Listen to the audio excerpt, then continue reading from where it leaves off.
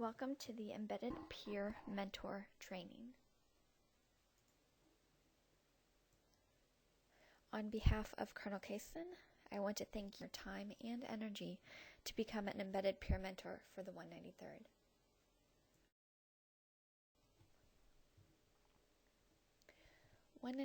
Strengths and weaknesses.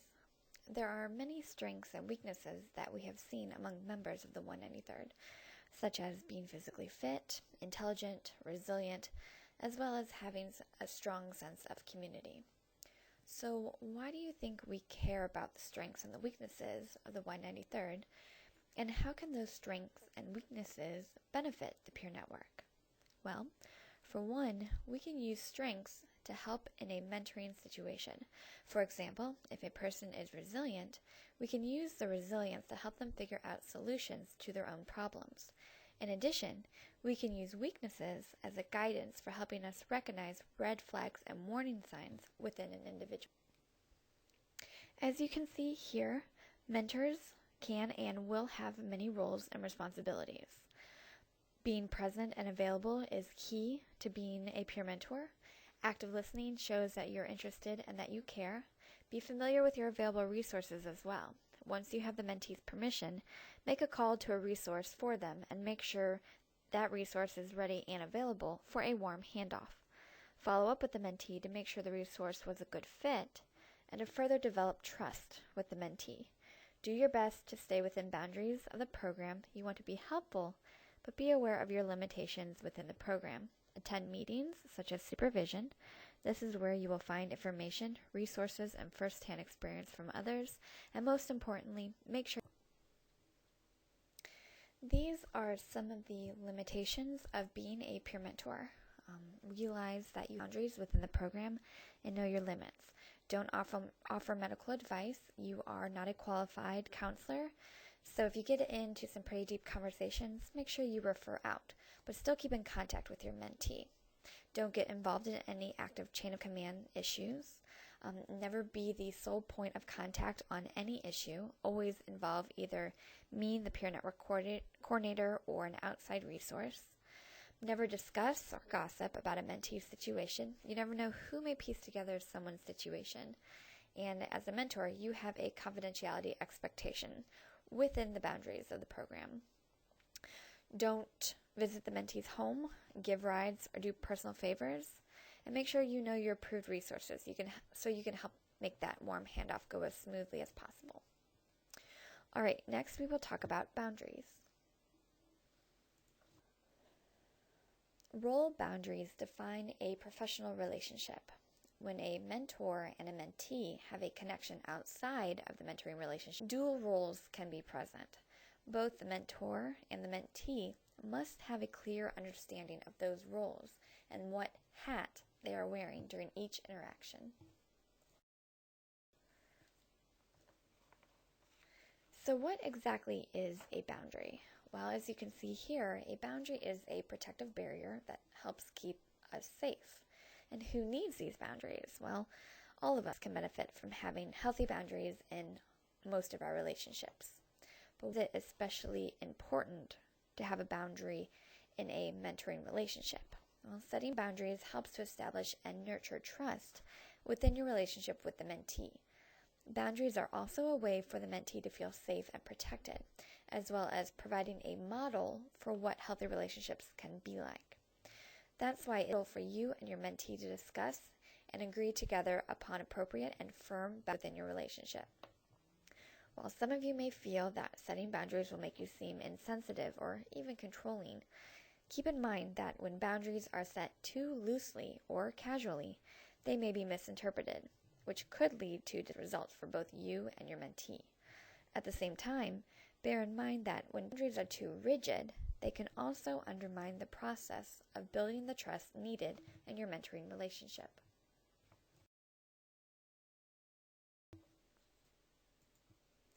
Here are some common areas where boundaries are needed. Let's explore these further. Consistency and frequency of meetings are important elements of a successful mentoring relationship. If you do not set boundaries in regards to your personal time, You can unknowingly create the very conditions that will lead to burnout or even quitting the program. Here are some questions to consider when looking at setting time boundaries with your mentee. Questions such as, how much time do I feel comfortable spending with my mentee on a regular basis? Or, how late is too late? Or how early is too early to receive a phone call?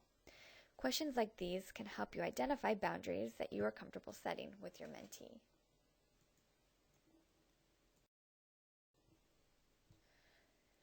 As discussed in the roles and responsibilities of peer mentors, you are not there as a means of financial support for your mentee. That is not your responsibility.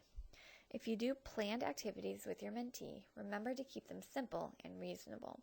However, this does not mean that you cannot give a gift to your mentee if they reach a certain goal that the two of you have previously discussed. That is at your own discretion, but again, keep it simple. Here are some questions to consider when setting money boundaries. Questions such as, how much money am I comfortable spending on an outing? Or how would I handle a situation if my mentee's family requests help with their finances? Now, it is highly unlikely that any of you will be faced with the last scenario, but it's always best to prepare for any situation.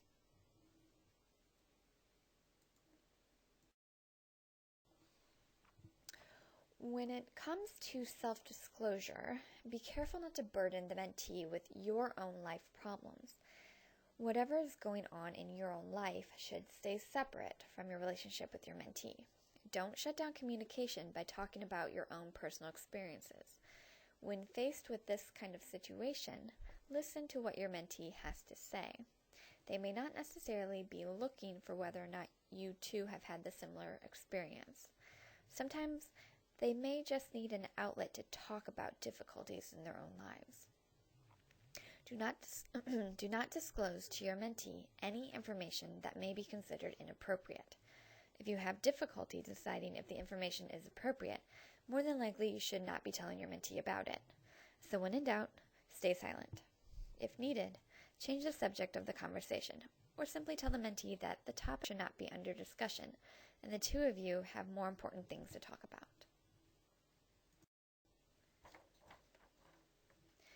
When confronted with a situation that challenges your boundaries, think carefully about how you can respond to the situation in a way that protects the well-being of the mentoring relationship. Consider the short-term and the long-term consequences of how you choose to handle the situation. Communicate from a place of personal honesty. People can spot a person who is not genuine. The best bet is to be genuine. And remember that if you are ever unsure about how to respond to a situation, you have every right to request time to think about your response.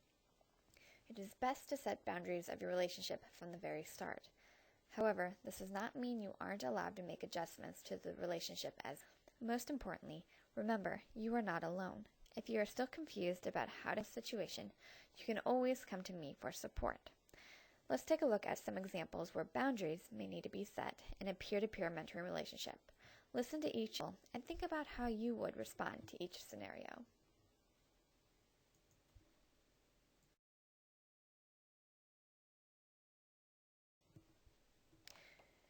You arrive at your pre-arranged meeting place, and it appears that your mentee has not arrived yet. You assume that they may just be running a few minutes late. A significant time passes, and they still have not shown up. What should you do or say the next time you see your mentee?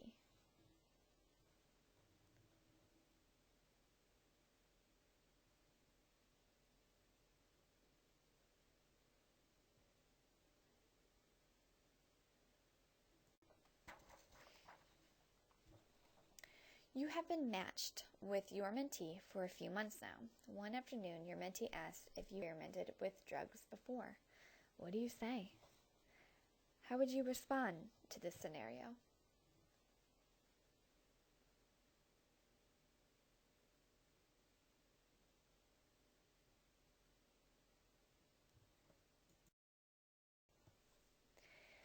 A few weeks ago, your mentee started calling a few times a day.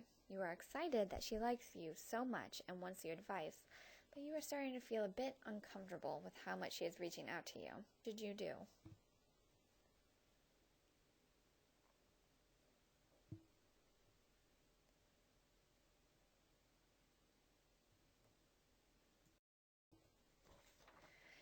Now, let's look at an important concept with the peer network, confidentiality. Building trust is a key to the program. Maintaining confidentiality within the limits is a necessity to building and gaining trust. As the old tale goes, one bad apple can ruin the whole bunch. This can be applied to this program. Do not violate your mentee's trust and maintain confidentiality within the guidelines.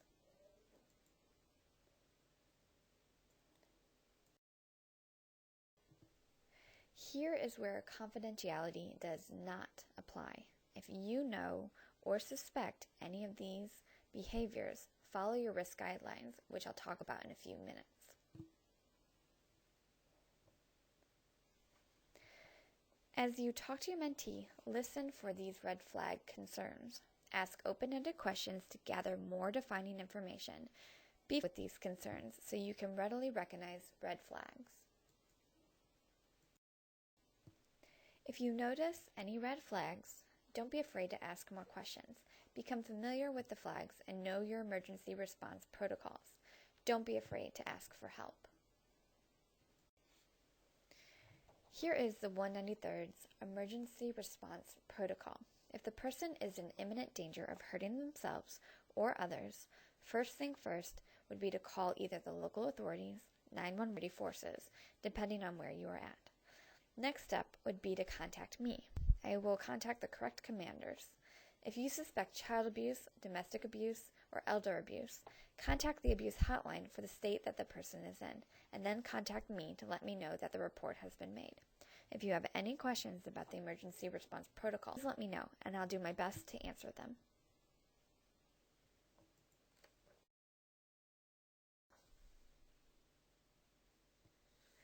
While assessing for risk factors of a mentee, you should look for protective factors. Such protective factors can include whether they have a good network in their commander unit, or possibly do they have a good social network of friends? Are they involved with organizations at work? Do they appear to be in good physical health?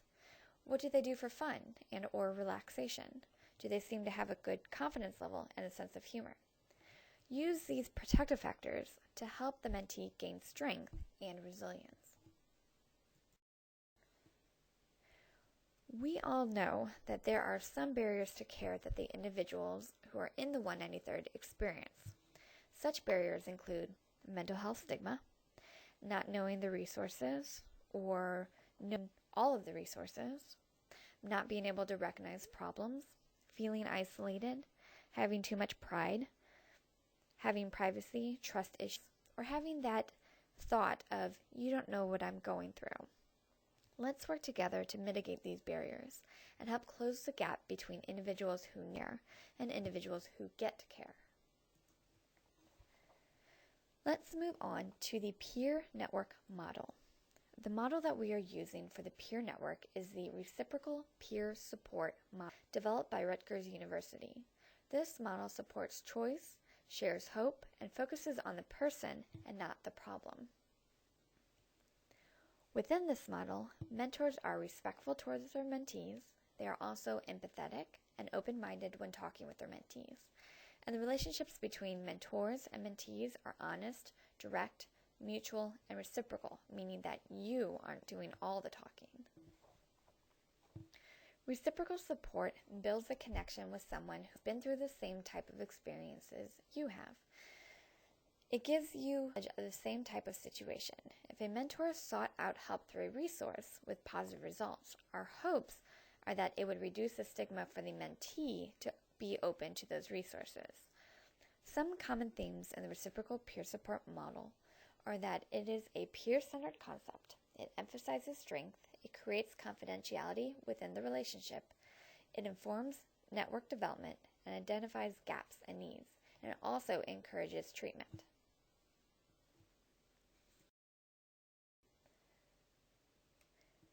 In the reciprocal peer support model, there are 4 tasks that should be accomplished in order for both the mentor and the mentee to benefit.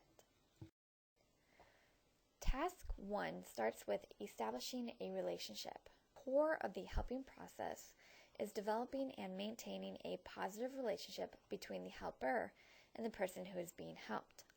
All of our relationships forces that influence us to change or to modify our feelings and attitudes. We are influenced by the nature and quality of our relationships with others. That is why it is important to build a solid foundation with your mentee first before proceeding with any of the other tasks. Peer mentors must work to accept and understand the mentee's needs, recognize the requirements of the situation, assist them to examine alternative and potential consequences. Peer mentors must avoid telling the mentee what he or she should do. Only people can and will decide as he or she acts upon his or her feelings and understanding. The element of power can only occur when people are supported in making their own decisions. It is important to make the individual feel comfortable and at ease. Many people feel awkward and embarrassed about discussing private or personal feelings with someone else.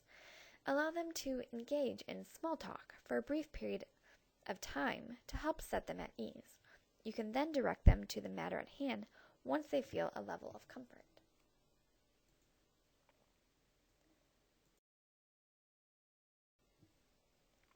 Task 2, Information Gathering. You get the mentee's thoughts on what should be done about the challenge and/or issue.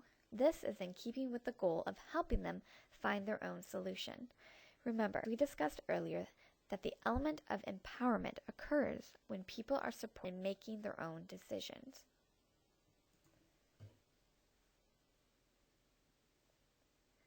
Task 3, Summary and Praise. Task 3 is to summarize back to the mentee what you have heard and how they feel about their problem. Verbalize back to the mentee what you understand about their challenges and feelings. Confirm what you understand is correct and share your insights. Task 4, Relationship Management and Goal Setting. You are not solely an information referral service. During this step, you provide practical information for the mentee, which can help them as they choose, but the actual choice must be theirs, not yours. The follow-up plan should be a shared plan, including both the steps you have each agreed to take and a time for you to reconnect for follow-up. If you are providing a referral service, your role as a mentor is to make accessing the service they need easier for them. Don't just hand them a list of phone numbers. Do advanced work to make that connection go as smoothly as possible. Whenever possible, refer your mentee to a person instead of handing them over to an agency when doing a warm handoff. The process of making a warm handoff is as follows. Get permission from the mentee to contact the recommended resource on their behalf. Identify the resource and confirm their ability to help. Identify a point of contact at the resource and let them know to expect a call from the mentee. Provide the mentee with the name of the contact at the agency, as well as the number to call. After the mentee makes contact with the resource, follow up to confirm that the resource has worked out. Not every interaction with the mentee will require a warm handoff, so use your best judgment on whether or not to refer out to a resource.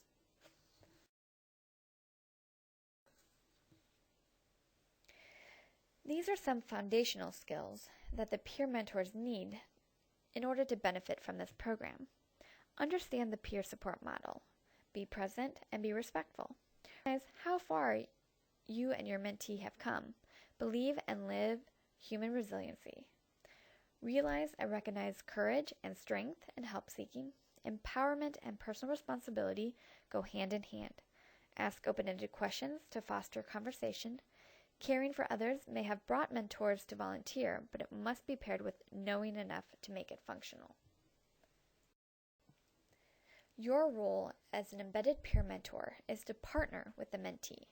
Partnerships are built with the following tools: active listening, identifying common experiences and interests between you and the mentee, understanding the individual's worldview, building rapport, meaning meeting the individual where they are and not forcing them to be where you think they should be, presenting all available options and possible consequences, and knowing when to and when not to use your own experiences to help. Listening, really listening, isn't easy. There is a big difference between hearing and actually listening. When you're not giving your full attention to the conversation, it can lead you to fill in with your own and often incorrect assumptions about the person with whom you're speaking with. To be a good listener is to be an active listener, going beyond the words being spoken, to understand the full meaning of what the person is saying. Active listening involves listening for not only the content, but the emotion or how the individual feels about those facts. Active listening means listening with our full attention to the person speaking. It involves the skills of nonverbal communication, like body language and facial expressions, to show how we are paying attention. Paraphrasing, or repeating back in our own words what they said, and asking open-ended questions to clarify or gather more information. Active listening is an important skill in peer mentoring because when we listen with our full attention, we remember and understand better what is being communicated. When with our full attention, it feels caring and helpful to the person who is speaking.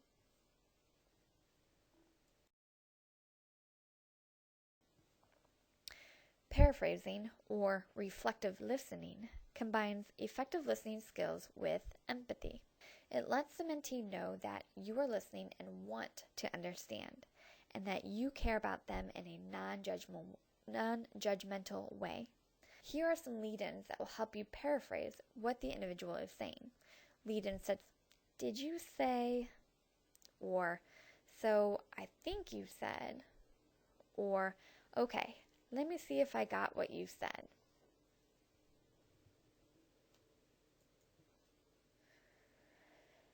Using questions effectively is an important component of good listening. There are closed questions such as, "Do you have a driver's license?" and open-ended questions such as, "What can you tell me about?" or my favorite, "How can I help you?" Both types of questions are useful. Closed-ended questions can bring out specifics, while open-ended questions encourage the other person to talk and provide you with maximum information.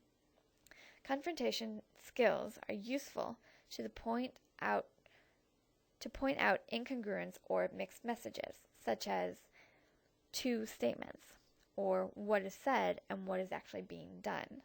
A helpful way to confront incongruities is to identify them clearly. Make sure your comments are based on verifiable observations. Suspend judgment and summarize. Here are some things of what not to do while you are listening to your mentee. Don't tell the mentee that you understand when you really don't. Try to start sentences with "you" instead of with "I." Don't stand between the mentee and their natural support system, and try not to discuss polarizing issues such as politics or religion unless the mentee brings up the subject. And even then, if you're uncomfortable discussing polarizing issues, make sure to let the mentee know.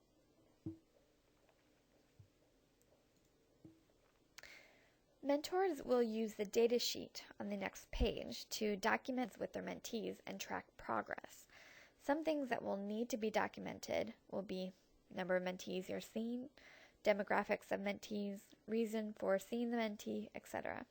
Remember, if you keep track of any PII of the mentee, then it needs to be secured somewhere safe. Mentee support management is absolutely necessary.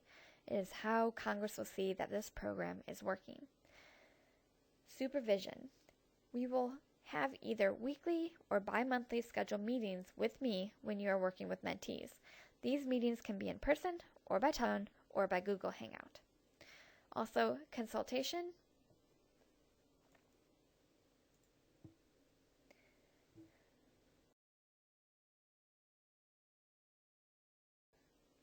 Every peer mentor will receive an electronic version of this data sheet. All data sheets must be. There are a few ways that a mentor. One way is they can connect the mentor directly. The mentee can connect them with a mentor. They can call the peer network hotline, eventually connect the individual who left a message to a peer mentor. And peers can actually approach a peer mentor and ask the peer mentor. And eventually, I would like to see the process of getting help.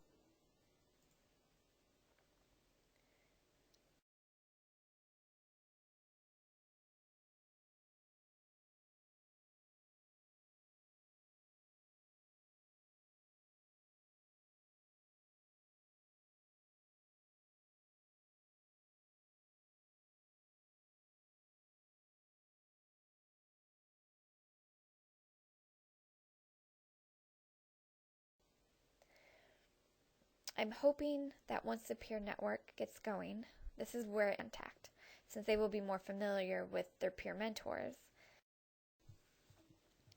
It is important in this position to have good self-care practices. You may be exposed to some difficult and challenging situations, so taking care of yourself is essential in order to recognize your own support system and to rely on them for support.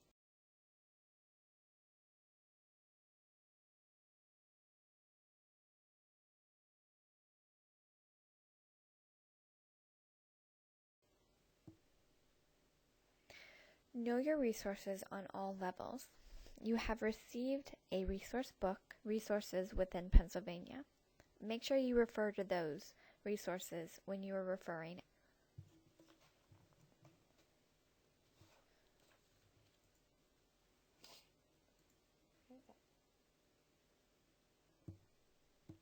If you have any questions, please feel free to contact me at 423-2460 or by my office.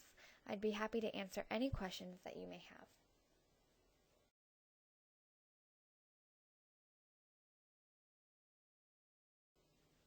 Congratulations! You are now a trained embedded peer mentor within the 193rd.